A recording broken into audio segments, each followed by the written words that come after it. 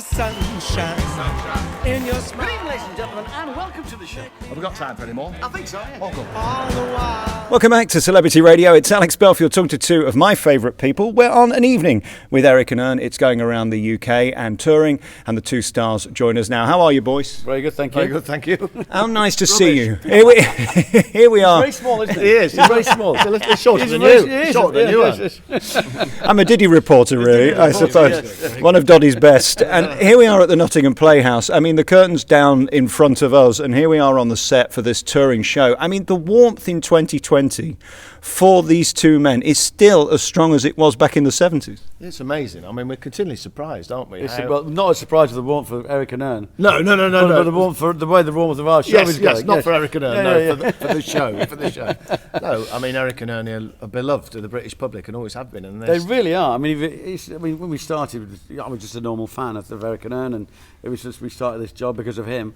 But the more and more we do it, and the more and more the audiences are coming, the affection for Eric from Morecambe-wise is extraordinary. It really is. It really is. And we get a bit of that, so we're very lucky. Thank you, Eric and Ern. Yes. What's the recipe of success? I mean, you look uncanny. That's the first thing. Do we? I mean, especially you, Jonty. I mean, incredible. And then we get to you, Ian. And of course, I mean, you're doing the business too. Stick the suits on, a bit of the glasses. I mean, short hot hair legs. There you go. what is it? Comic timing, the look, put the two together, or the script? It's all of the above. And our friendship, really, Yeah. I think, isn't it? I mean, we've been mates for 35 years. We met at drama school. So, I mean, that's the little bit of magic dust we always say. Yeah, right? exactly. We've laughed at the same things. And you lost your hair, especially, didn't you? I did, yes. Shut up. But you shrunk. I was 6'3" when we started, so you know. He hasn't shaved his legs, so I have to stick hairs on. What's the recipe of this show that makes it such a success? Is it the fact that we immediately love you before the curtain's gone up? It's a big factor, isn't it? The warmth towards these two men. There's a real buzz when we're waiting to come on. They're ready, aren't they, for the off? It's a really good question actually, because some of the audience go sat there going, "Go on then, be Morecambe wise, I dare you." Oh, yeah. And other people buy into it straight away. But after 5 minutes, we have to say generally the whole audience just let it go and enjoy the show, and it really works. I think Eric and Ern, as I said, they were loved by everybody, and their comedy is timeless because it's just funny. It's not. What's great about it is it's family. Anybody can come and see this show. Mums, dads, kids, grandparents, all ages, and they all laugh at the same joke, don't they? Yeah. Hopefully. Yeah. And then your friendship. I mean, you've worked all over the world literally for 472 years. I mean, fundamentally, the friendship is what makes it work. It was good till then. wasn't It was good going till really then. well, and then he ruined it. No, it's it is our friendship. It is. And Eric and Ern's friendship, they met when they were boys, so they grew up together. We never grew up. Well, you haven't. No, But that's the joy. And we laugh at the same thing. There's a lovely interview with Eric and Ern. Oh, yeah. And the real Eric and Ern. And in it, Eric says, "Well, he makes me laugh, and I make him laugh," and that was their basis of their That's friendship. what keeps us going. We still laugh at the material. All these great hits that we're doing of Morecambe Wise's material, and we do a line run before the show, and we still laugh. in the same place. It's extraordinary, and the audience know what's coming, but it makes it even better for them because they're so excited about it. They sometimes say the punchlines before we do. We do. But we do feel this real warmth coming across. And you do something, because there's this emotional connection, because they're remembering, the ones who do remember watching it with mum, dad, granddad, grandparents, the family, all those years ago. And when we had 3 channels, and we all sat in front of the TV as a family and watched the TV show. I mean, does that happen anymore? I don't think it does. No. But so it takes you back. That shared experience. That's why it works. I think. Definitely. And I think, Plus the fact that he's not bad at being Eric. and he's got all the accoutrements that Ernie ever had, haven't he? Of the what? I can't say it again. Mr. Memory! Arsenal. What are these? Bongo. Just watch it. That's all. What are these? They are bongos! Well, does he know you've got them? Can he say fracas? No. Fracas. Bring me blood, bring me sunshine, bring me love.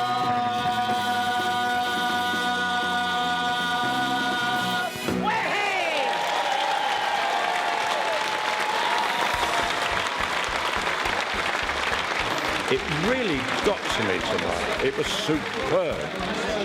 I think this should be garlanded with awards for this.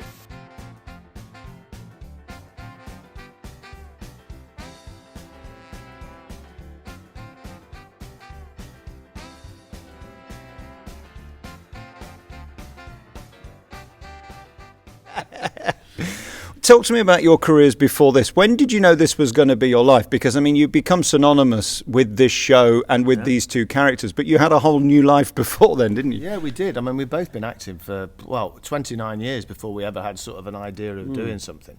I mean, Ian said the first words on Channel 5. Yeah. Didn't you? In Family Affairs. I did three episodes, three series with Amanda Iannucci. The Bill and all sorts, Thin Ice and film and television, radio. We're jobbing actors. And I did. Well, I was in Minder with Gary Webster when it just changed with George Cole, which was amazing. I did 3 series of sitcom with Jasper Carrick called All About Me.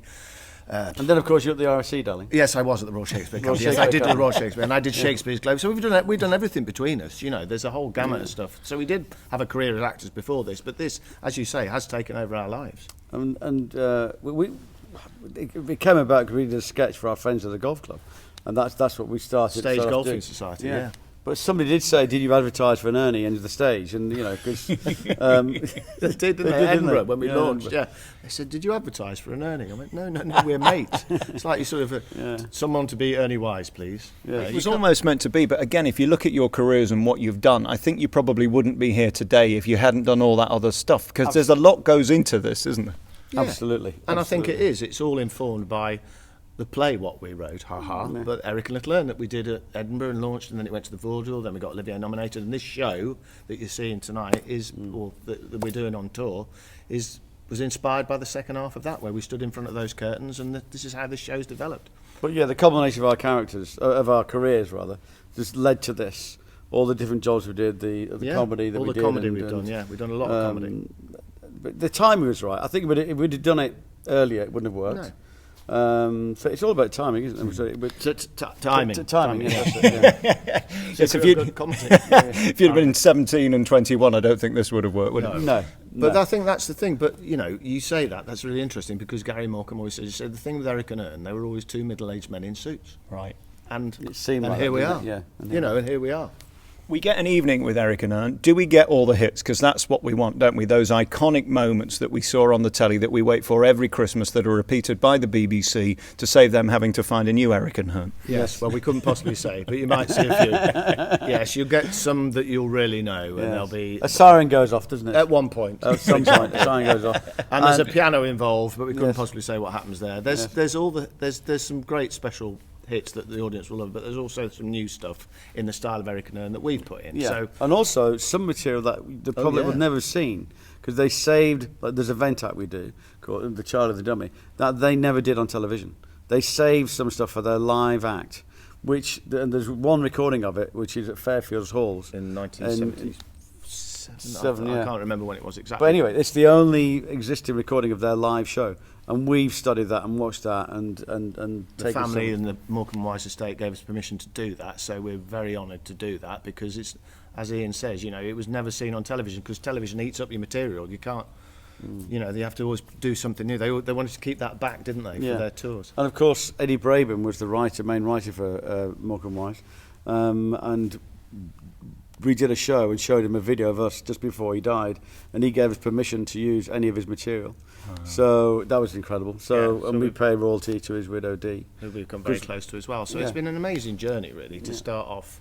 And now we're close to Gary and Gail Morecambe, and we've been to the house in Harpenden, haven't we? They've been very supportive. Been brilliant. I think people forget as well that they were a live act. I mean, this was not two people who only did TV, a bit like Ant and Dec, who just are TV stars. These were a live act that happened to do TV that ended up just being iconic. Yeah, they were variety artists. They were variety theatre stars, really. Well, we talked about this. They started out as boy performers. They met them when they were 13 years old. And they were working as a double act for 20 years before they got any success. Yes. So they'd earned their spurs and they'd learned how to do comedy by making mistakes, by watching other people. Dying.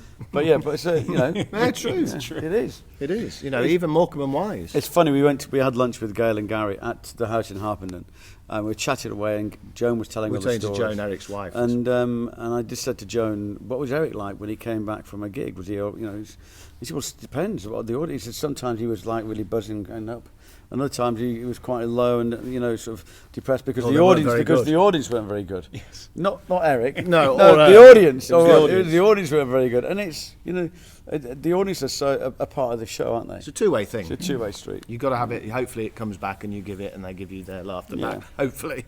You two are such craftsmen, and you can see this show on tour through May, and then it's going to continue forever, really, because our love is never going to abate any more than the material's going to be funny. So congratulations on that. And again, on the skill and the precision of what you do, you get it down. Are you still watching videos now to find a little wink here, a little turn of the hand there, a little step there that they did?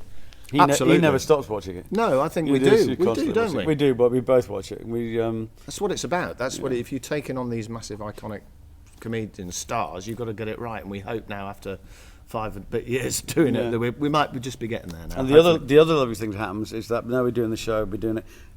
Lots of people come up to us and say, "I worked with Eric. I met him, Eric and Ern. I met them here in a chip shop in Bradford in '88. We met people who worked with them. Some lovely stories. Bloke who helped to push Eric's car up a hill because it had broken down. The second string from the left in the orchestra and all the notes. Oh yes, in Griegs, yeah.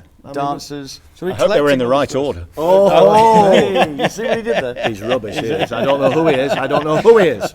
Do you know, as you did this interview as yourself, you did the glasses 3 times. Are you aware you do that? He's a funny chap, isn't he? I don't like him now. No, you're right. Yes, I know. If I've got them on, I do start. I can't help. Brilliant. Jonty, Ian, thank you so much. An Evening with Eric and Ern tours the UK, and you can get tickets and see this wonderful show with two icons brought back to life for 2020, and you're keeping their legacy alive, and that's wonderful. Thank you for your time. Thank you very much. Cheers, Thanks, Alex. Alex. Thank you. Cheers. Who is he? No idea. Do you get paid? I don't know. No.